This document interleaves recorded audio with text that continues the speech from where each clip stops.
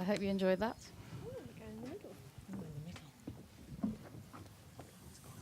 Okay, so thank you for joining me. It's really great to have you all here. Rather than me doing a boring, I'm going to read your biography thing, I think you should all just introduce yourself. We start with Kim, who I forgot to say at the beginning also made one of the films, Love in Idleness, which was the second film.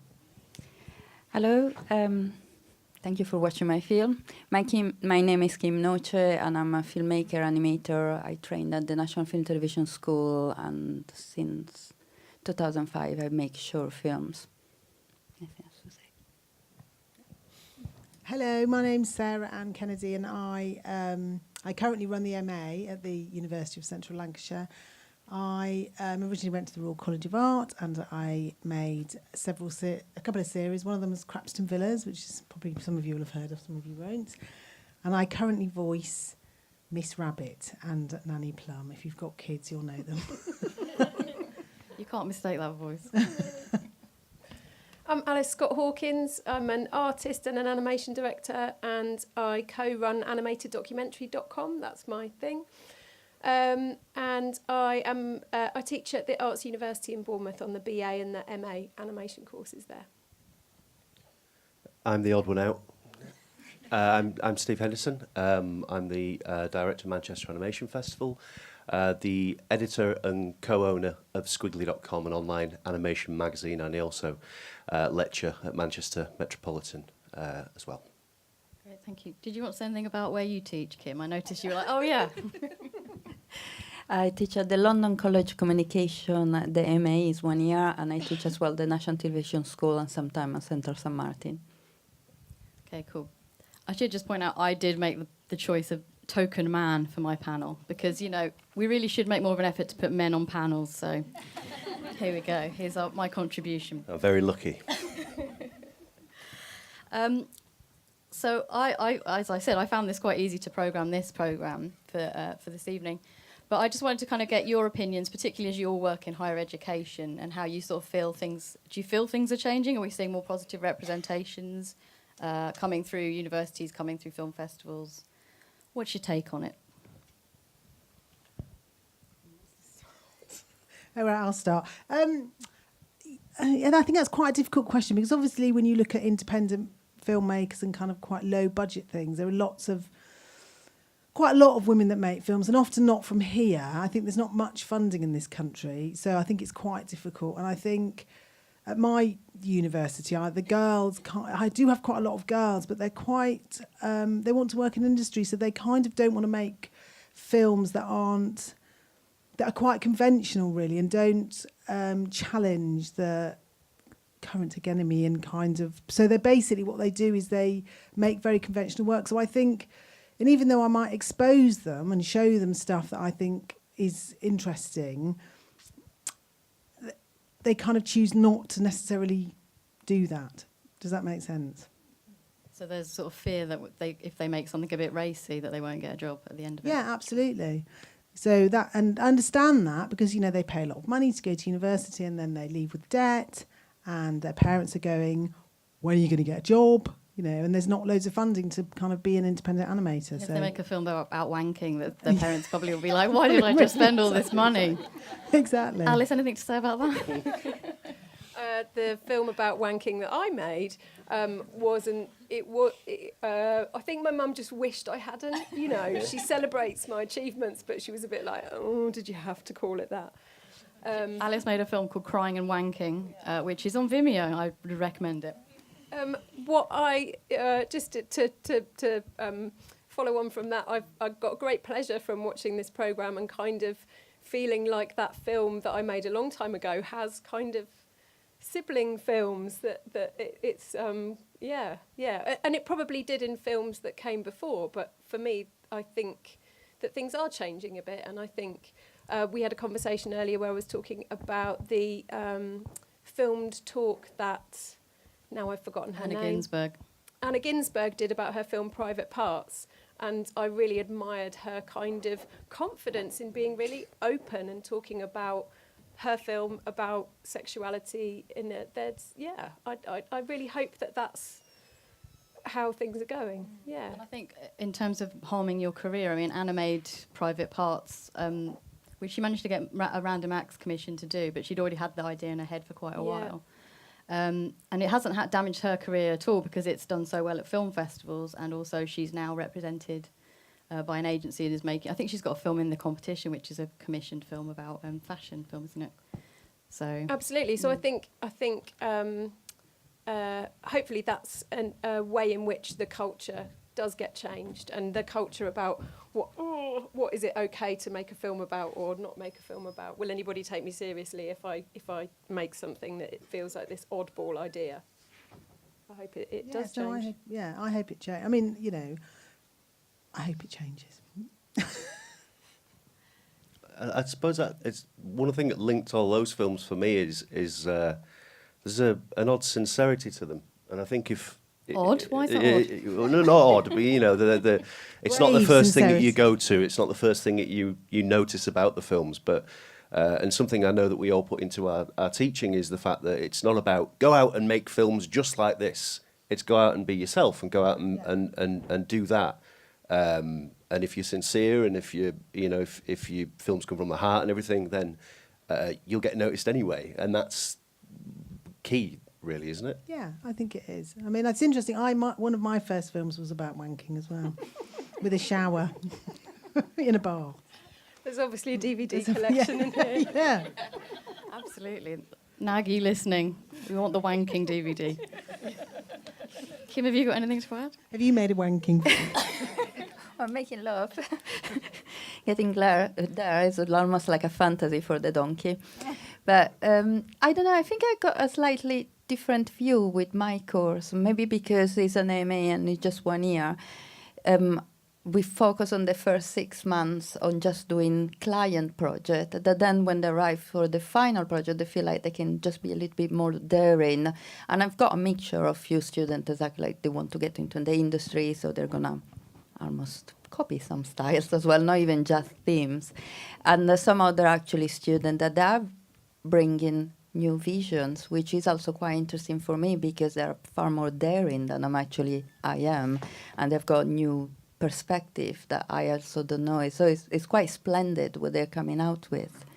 I think that the younger ones tend to be more conventional, and I teach the MA as well, and the older ones are more daring, and they kind of, they're more likely to take risks, basically. And it might be something to do with age and confidence, I think. But maybe because they've been through the BA as well and seen what perhaps it's as a missed opportunity, and the MA's here making of a film. Yes, it might be that. Those issues. And also sometimes they're mature. They already teach somewhere else, and they come and do the MA, and basically it's their chance to, make the film they really want to make. But yes, probably because maybe they haven't felt they could have done it, but yeah, I mean.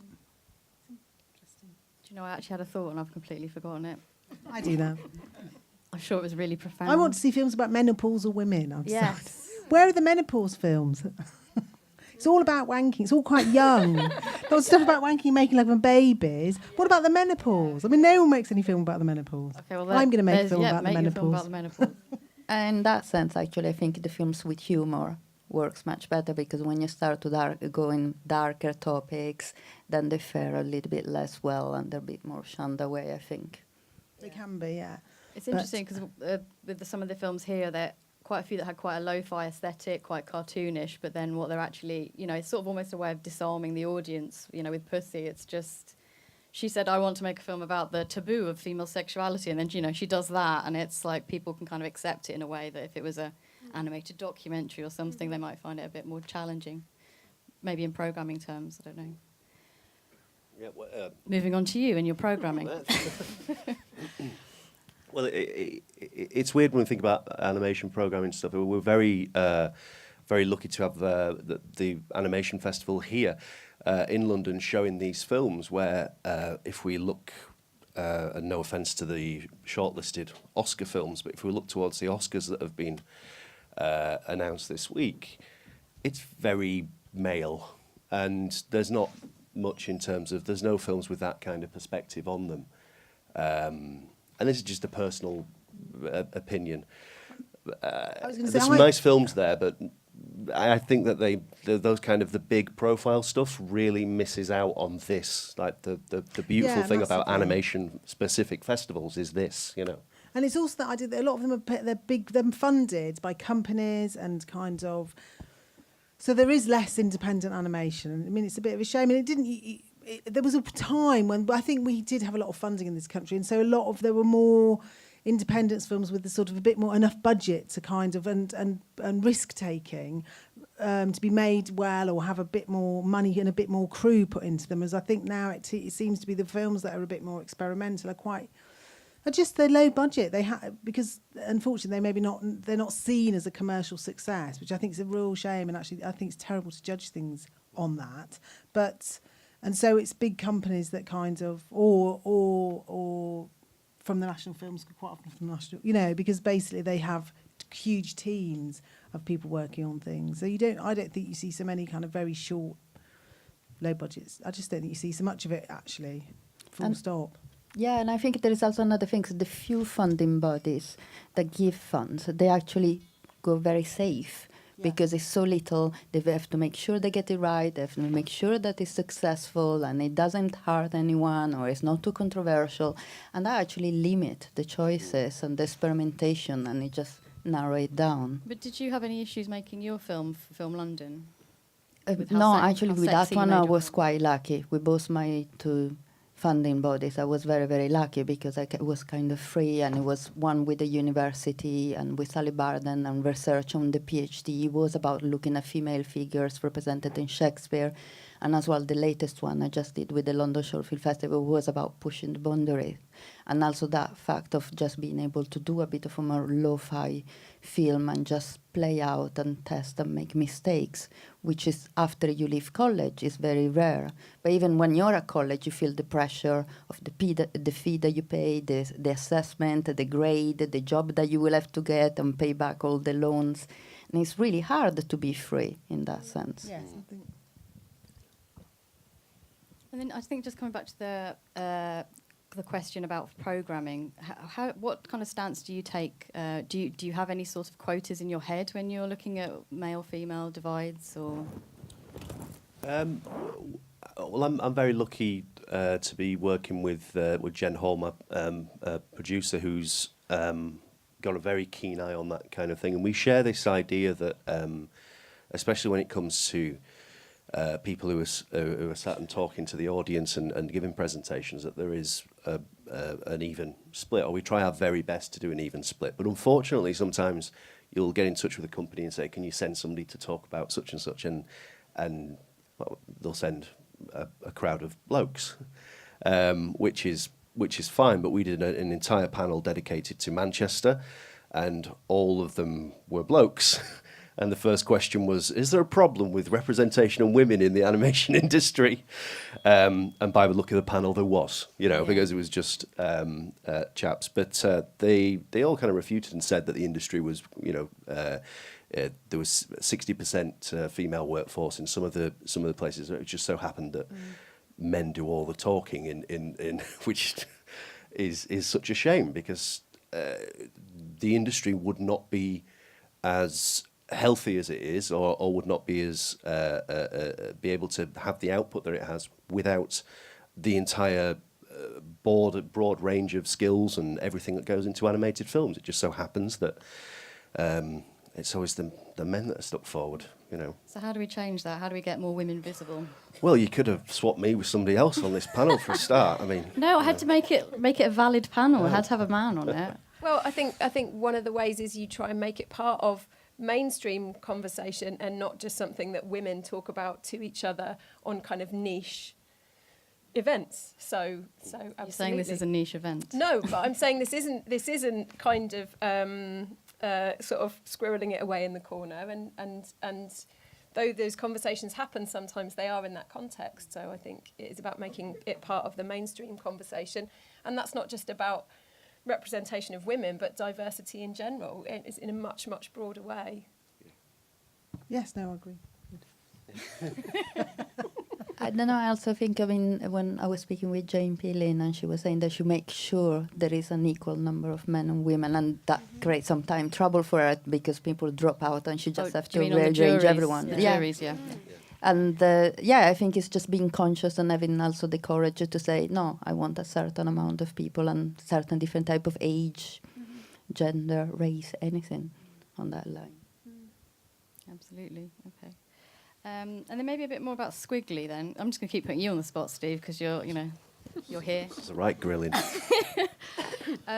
Because I would say that Squiggly, you definitely profile a lot of women animators, especially now you've got the Intimate Animation podcast. And is that, again, something consciously you're doing? The Intimate Animation podcast is the work of Ben Mitchell and Laura Beth Cowley, and they do a fantastic job. Me and Ben started the Squiggly podcasts in 2012, and we wanted to obviously get guests on the podcast. And as we found with the the festival and curating is who wants to talk about their animated films, and you kind of get a lot of men coming back and talking to you, especially when it comes to feature animation. So majority of feature animated films, it's men that are the directors. There's rare occasions that women are directors. But Ben and Laura Beth started off the Intimate Animation podcast series, which is fantastic. And now I think it's fair to say that they're having difficulty finding men to talk about that particular branch of animation.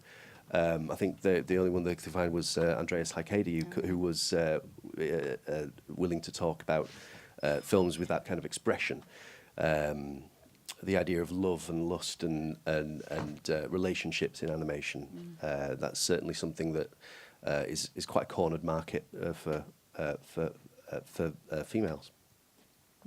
But the site in general, we just like showing off good animation, and it doesn't really. If we show off good animation, it's just a coincidence that we do profile women because women make good animation. It's a no-brainer, really. Okay. And then just sort of maybe, I said at the beginning that I feel like animation is a boys' club, but I'd like to, am I wrong? Tell me what you think about that. I think that I think the independent sector has got more women in it, but I think the industry is male. There are more men working in the industry, and they are hardly any women creators of series. I mean, I think Steven Universe is the first in the States, and it's quite a new one, really. He's the first major TV series created by a woman, Rebecca Sugar, her name is, isn't it? And basically, that's quite recently. So I think, in terms of the mainstream, it is completely dominated by men, and I think, you can't help. If you're a woman and you write a character, it's going to come from a female perspective. If you're a man and you write a female character, it's going to come from a male perspective. So we need more women writing and giving the chance to create series, because it will have a slightly different edge to it. And I think, that's what I kind of feel we need to address. Did you catch any of the ridiculous backlash of this season of Rick and Morty, because the female writers were hired for that, and there was a ridiculous backlash, but I couldn't see any difference. It was still the same show. It still had the same spirit throughout. Yeah. It doesn't matter who's writing it, really, as long as it still captures that. Yes, I think, well, in a sense, it doesn't matter who writes it, but I think I think there is a gap. I think basically in terms of women writing and creating shows. I mean, all those adult animated shows that are kind of quite big, The Simpsons, or American Dad, or even if you're going back to the Flintstones, they're all the same: hapless, useless bloke, together woman. And kind of you think, that's really great, but actually, it actually isn't, because what it actually says is, the why it's funny is that because actually men are in charge and women aren't. So they've turned it on its head, and it's still, and that's an American always says, people say, it's The Simpsons, it's just such a typical family. Well, it isn't. There are loads of single dads or single mums, or there are loads of different sorts of families to that. And I kind of feel it comes from a kind of old-fashioned perspective, and it's because it's on mainstream telly and everyone watches it and we all think that's fine, but actually, if it doesn't really reflect what's happening, I don't think. And I think we need lots of different voices, not just a few. It's safer to regurgitate that nuclear family because it works. It'll make money and it'll work, and actually, kind of, it's ideal. So exactly. So I think it's a shame. I think at the moment there are kind of. I'm sorry, I'm really taking over. Do you mind? You're a woman. You take the spotlight. Go on. But at the moment, I think there is a huge backlash, and I think women are standing up and saying, "Hang on a minute, that person's really abusive," or "Actually, I've just had to tolerate this," or and they are standing up for themselves, and I think that's brilliant. And I think that there will be a whole load of kind of interesting projects coming out of it, because actually there'll be some other voices being heard, not the same stuff. And I think, you know, it's brilliant, actually. When you were speaking, I was thinking about we need role models, like, you know, to follow, and we just need people at the top, because it's true on the top industry, it's very rare that women are coming up for features, TV series, or big budget commercial. It's just very rare, and you need to be able to see them for students and everyone to say, okay, yes, I can follow that guide. And I think where women are in the industry, it tends to be in production roles. So it's not in creative roles, and it is in sort of servicing and accommodating the needs and requirements of the creative. So it sometimes feels as though people say, oh, no, there's loads of women in the industry. Look at all these women in the industry. But actually, it's not their ideas that are being, that are ending up on the screen, and their sort of representations. So It's quite So often. I think it's sort of a bit invisible in a way. You know, oh, here are all the women, and actually, it's not quite the full story. Yeah, because they're not getting the directing roles. Yeah. No, some writing on other people's shows, but not creating a show. There's hardly any. I mean, Sarah Gomez has done a brilliant job doing Sarah and Duck, and but there aren't, and Rebecca Sugar. But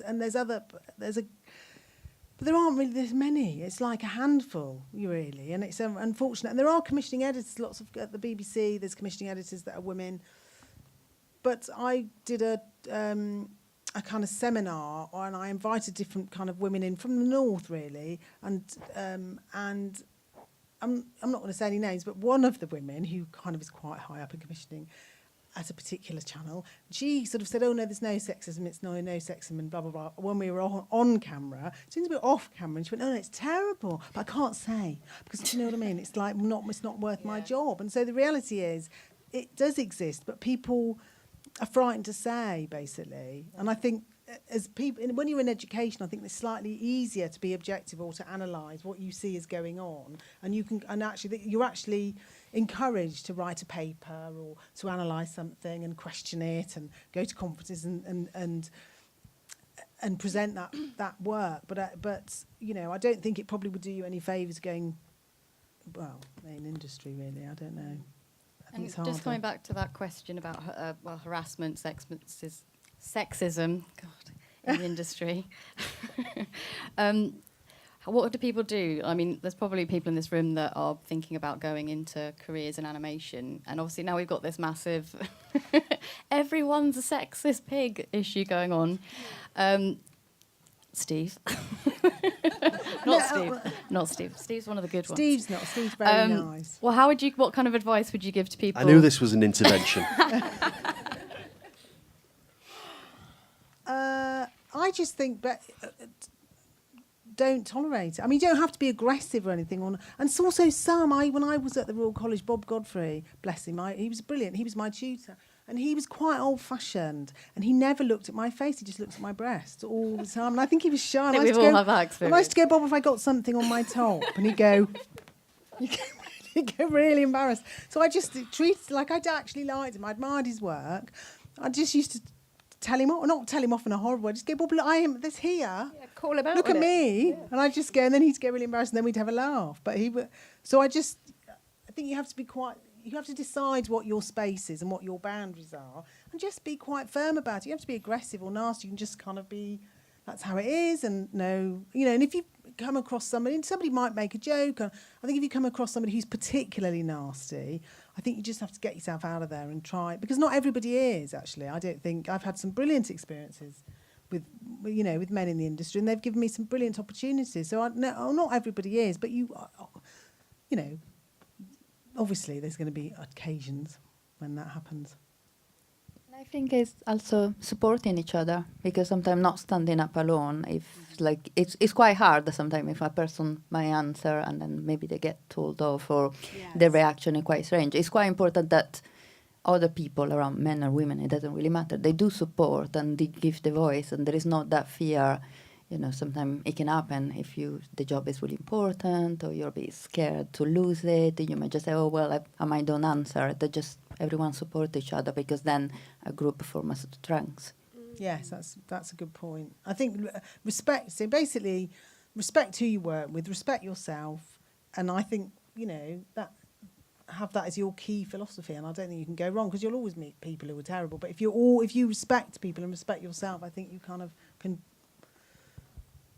I've had when I first started, my first boss was a woman actually, and she was really nasty to me. So you get it. It does. Sometimes you just get that, basically. There is a fantastic book by Marie Baird about women on power. I don't know if anyone read it. It just came out recently, and it's quite beautiful. About she speaks about changing the power, and changing what is the concept of power and how power is represented. And that I think is also part of it. The power is not necessarily standing up and speaking, having a really loud voice and being very nasty. You just can achieve it in different ways, and maybe the whole shift from animation to politics has to be readdressed about what power is. And she speaks about giving power to the masses, not just to the individuals, and to share power, which is also part probably of this problem that we kind of don't share sometimes. Yeah. I was going to say in terms of advice, don't let anybody make you feel uncomfortable and not notice it, because I think that's part of the problem when particularly if you're kind of starting out and you are learning the rules, that it's easy for this to become part of the norm, that other people have the power, so you're not always in a position to change the situation you're in. But my advice would be, don't start normalising the fact that people make you uncomfortable or belittle you or whatever it is in whatever way that might happen sort of within the workplace. Yeah, and also to say there are lots of good support networks like Women in Animation UK and Women in Film and TV and Animated Women UK. That's it. That's the one I meant. Women in Animation is American, isn't it? Yeah. Yeah, go to the UK one. It's probably there. Do we have any questions from the audience? Do we have a mic?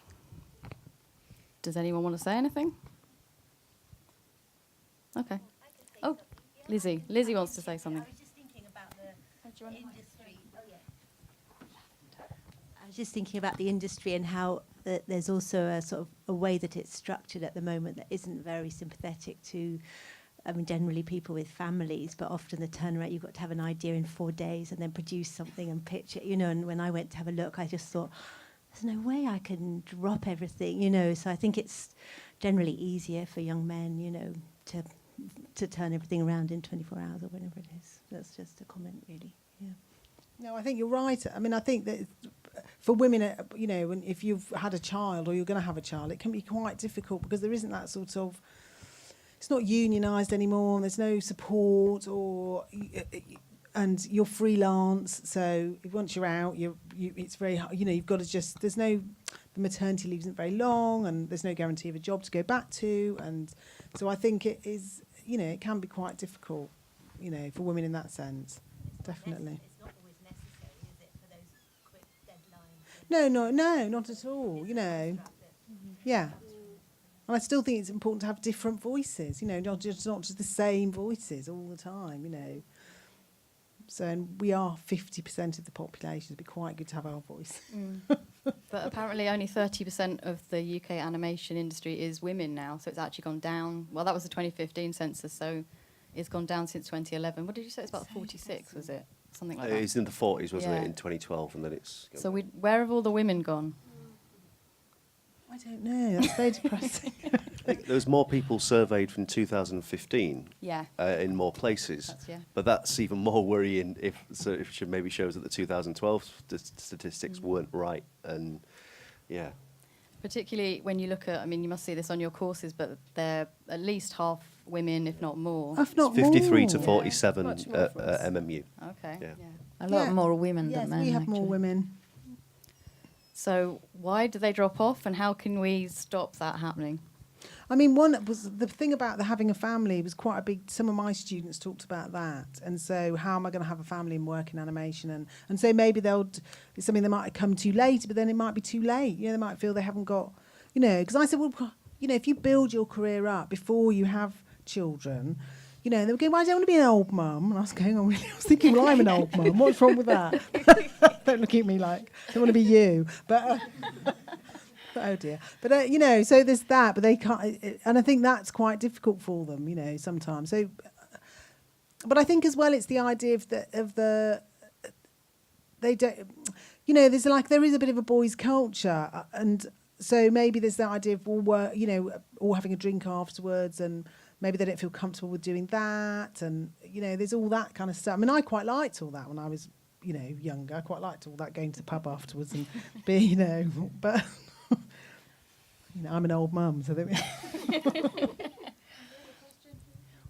I just wanted to sort of ask, because I think it's we've just seen this huge, wonderfully celebrated sort of global, variety of female-created and female-centered animations, and then the conversation has been really largely depressing in terms of the opportunities for women and the next generation, and kind of thinking about how, you know, we have so many educators on the panel who are, you know, talking about creating a kind of critical discourse, but for both male and female students, that then hopefully, you know, there's so much changing right now. There's so much happening, you know, that we haven't seen probably in decades. So you know, that there's perhaps, you know, a bit more of a fight to suggest that there's something that we can actually try and change with regard to the mainstream. I mean, you know, just kind of off with our heads, right? You know, I mean, this is the opportunity perhaps to actually shift some power and to get more diverse stories into the world. So, you know, I think it maybe just,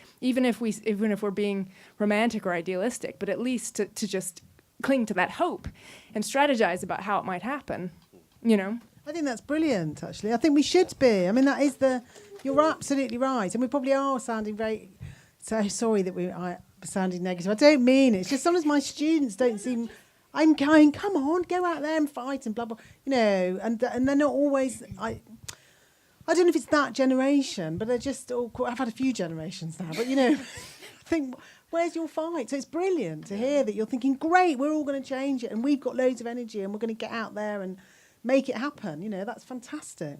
Especially with everything that's going on in the world now, that I mean, it's ripe for criticism and comment. And absolutely. Yeah. But as you were saying, there's all this wonderful creativity here up on screen. Absolutely, I would much rather watch that than the sort of sanitized stuff that's on TV. So it is being made, but it's about getting it onto that mainstream platform, and it's about making sure that we're sharing these films and spreading these films with as many people as possible. And there was a sort of like us and them, and you said off with their heads. I hope that doesn't apply to all men, because I know that there are men that would like to see more of these films, and I'm speaking on behalf of all men because I'm the only man on this panel. To the token bloke. So absolutely, see more of that. Teaching young men as well. Mm-hmm.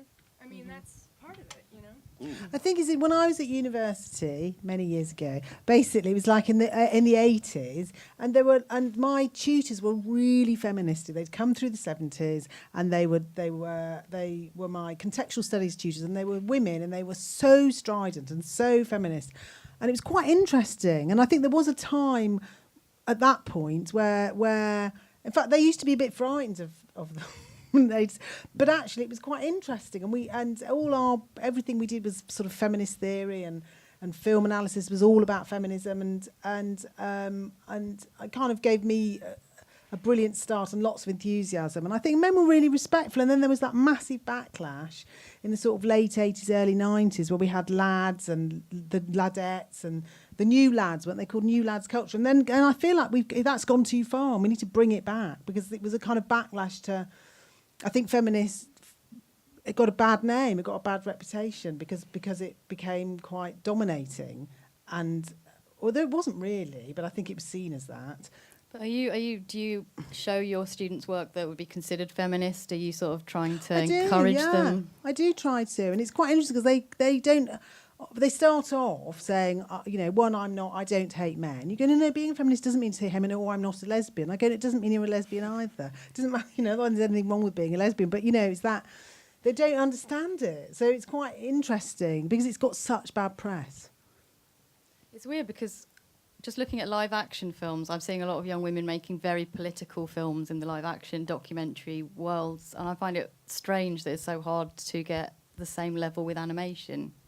And why that fear is it just about jobs or putting yourself out there in a way, like with Crying and Wanking? That's quite a lot of these films, like you're saying, there's that authenticity, those personal stories. Yeah. Are people just too scared to do it, do you think? I think there's a whole bundle of things that will vary from one course to another. The course that I teach on, or the department that I teach within, is a very industry-oriented course. So, similar to what Sarah's said, the drive and the motivation of our students is to get jobs in the industry, and the way that the sort of culture that exists is not necessarily to make personal or political films. They're all team projects, so that everybody has to kind of buy into the idea. The education that I had, which was in animation as part of a broader filmmaking course, there was a huge emphasis on your responsibility as a filmmaker for what you put on screen. And I don't think that really comes up in animation courses in the same way. And I think it's partly because of animation culture, sort of broadly, but it's also because animation students are busy learning so many different things that are involved in making animated films. So although you might have some theoretical study and write some essays, it's not necessarily going to be in the same level of I don't want to say not in the same level of depth, but you're not going to get to addressing all of the factors that are involved in your ethical and kind of your responsibilities as a filmmaker, perhaps in the same way. Animation is busy work and it takes lots of time, and there's all these roles. So maybe you're so busy with that stuff, you kind of don't have to think too much about what you're putting on screen. But personally, it's something I'm always asking students questions about. What are you trying to say, and is this what you mean? Because to me, this is how this is coming across, and how much are you thinking about your representation? But the opportunities to do that are very small. That has to be squeezed in amongst a lot of other stuff. So You sometimes forget how vague the word animation is. So I'm going to do animation at university. It's like saying I'm going to do music. What, classical, jazz? What are you actually doing? And animation is just as broad. And I think students want to take as much as possible in them 3 years. And maybe some of them neglect that kind of the story that they want to tell, the message they want to get across. Sometimes, not all the times. And animation culture is so broad, isn't it? Because it's a technique, and yet it's always thought of as a genre. So the mainstream and the sort of dominant Disney or Pixar or whatever, somehow we're always comparing very different kinds of documentary or experimental animation against, that always frustrates me. I don't know. I think it's actually starting to change. I think I can feel the energy for students, and as well politically and through animation, through film, and you can start to feel a change. And also, I really like, for example, I don't know, I just really like the idea that they're breaking down gender altogether. So once you break down gender, it's not female, male, and there is not anymore this split, but it's all the different shades. And I think that is fantastic, because rather than having a fight, which is not what we want at all, it's just actually exploring all the possibility. And I think students are starting to do it. Yes, they are. I've had a few actually that have explored those kind of themes actually, which is quite. And I find that very positive, yes. because it stops the you and I and top and bottom, and it just opens the door. So it's like if we are just shaders, then it's perfect. There is no way that you can. It will take a bit, but. Yeah, and I think as well it's that idea we've got to kind of push up those ideas, push them upwards, so that the kind of commercial end that actually dominates our screens is sort of more interesting, because I think, even kids tell you just don't want all those cliches, But I was with someone pitching something, and they said, and the commissioner said, "Well, which shelf's it on? The blue one or the pink one?" And I was like, well, it doesn't have to be on any. Well, it does. You have to, what we need are more pink at the moment, or more. And I thought that was quite interesting. Was I think if those ideas of kind of gender fluidity and all those kind of things come through, that will change the way characters are created, and that's why it's so important to try and get people in with different voices and not the same blue or pink shelves. And as a tutor, I think we've got the power to push those ideas more, because if we all join forces and we all agree, and then all the films come out that they're not industry related, then the industry will have to shift eventually. Yes. Animation's a really good place to to share those stories and subvert representation and all of, present. Just to follow up on when you said to join forces. I mean, before they used to do Channel 4 animation screenings, didn't they? Yeah. Have they stopped that? Or what's happening? Yeah, Formations. It was called Formations, and they've stopped it. And it was, well, basically what happened, Channel 4 had a remit in the 80s and early 90s to make work that was experimental or challenging. And so the animation department was run by Claire Kitson, and another guy ran it before her, Paul, can't remember his second name. Anyway, so then basically that's how it was run. So there was lots of money to make quite experimental films, and there was lots of kind of interesting work on the mainstream. And then the remit changed, and Channel 4, when it first started, was supported a little bit by ITV. And then ITV dropped it, and Channel 4 had to exist on its own. And a person called Michael Jackson took over Channel 4, who changed it completely, got rid of the animation department, or reduced it, didn't give them much budget.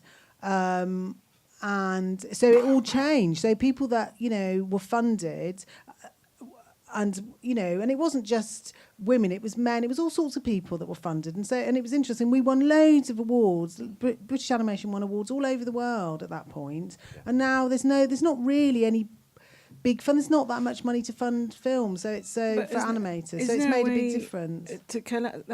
Thank you for saying that. But was there a way, like with all the universities, to collaborate somehow so that you can showcase? Because, like we had the documentaries showing yesterday. Imagine showing those certain times of the month, on like different formation on Channel 4. I don't know which channel, but if you get your heads together, all the animation departments, and then they can have a space to put that on. It would be brilliant. We have asked. It would be brilliant, but it's in terms of how they've organised their channel basically, and it's not really up to. I mean, the other thing is to do some sort of local channel. Early Channel 4 was a lot braver, wasn't it? It's a very brave kind of. It was really brave. Yeah, and that's where you got this kind of let's just put some money in this and see what we get out of it. And what you got out of it was the platform for so much more than the short films that grew into all kinds of TV series and everything else that came from it. Was really, it was interesting. I mean, it was a very different time. It was so, I remember going in for a meeting and I was going, and I'll produce it as well. I didn't know what I was doing. I had to fill in the budget, and I just made it up. I just went, what should we get for that? I know, let's get that. And that's why there's no money left for animation. No. Obviously, they brought me in and went, you've not done a budget. I went, no, but. But you said you asked. How did you ask? And sorry. No, the reason why I'm going on this is absolutely, you're right. It's a very important thing to go for, because that's where things get noticed. Yeah, and they do. What it is they do a schedule, and Channel 4 and ITV have to make money from adverts. Now, if you put something on an advertising, nobody will advertise next to it. And that's why it's all to do with money, basically. And they didn't have, there was the luxury that Channel 4 were funded by the government to get it started, and also funded, but partly supported by ITV. So they could be as interesting as they liked. But, BBC has a similar thing. They have people pay money, don't they? You pay your licence fee, and that's what pays for everything. And so if they don't have programmes on that people want to watch, then, that's how they schedule it. It's kind of it's very corporate. It's all really corporate. Okay, we have to end it here. So I want you to say something positive to end with. Start with Kim. Okay, I was thinking about that. I mean, like small groups like Moss Collective and Animate, you can actually join forces and create a small company. You don't need to go in the industry and work for someone else. You just join forces together and create ideas that you wanted to create, because it starts from you. I think that's a really good point. And also, what's so brilliant about now is you've got social media, you've got the internet, you've got all those, you've got YouTube, you've got Vimeo, you can edit everything and make everything on your laptop. It's so independent, it's brilliant. So it is, and you're absolutely right, it's joining together actually and being supportive of each other and get your work out there independently. I think that's the way forward. I'd say make the film you really want to make, show the world what you really have to show that's different from what everybody else has to show, because it produces films like the ones that we've seen, and films travel all around the world to film festivals. I think short animated films are a really good medium for spreading our messages, whatever they are. Oh, we're incredibly lucky to have the Animation Festival here sharing these films, but now it's up to you guys, obviously, to go and spread the word about these films and share them out to the people that couldn't get a ticket for this fantastic sold-out event. And it's up to us, really, as the animation community, as we all are, to share the love of animation and spread it as far as we possibly can. Very good. So we can say some positive things. I'd just like to say a big thank you to NAG for letting me do this event and have a bit of a rant and show some great films. And really big thanks to all of you for giving up some time to come here and talk this evening. Thank you. And thank you to you as well for watching them. Thank you.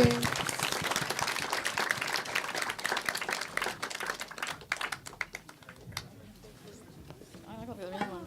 Kind of colour coordinate. Oh, I should have taken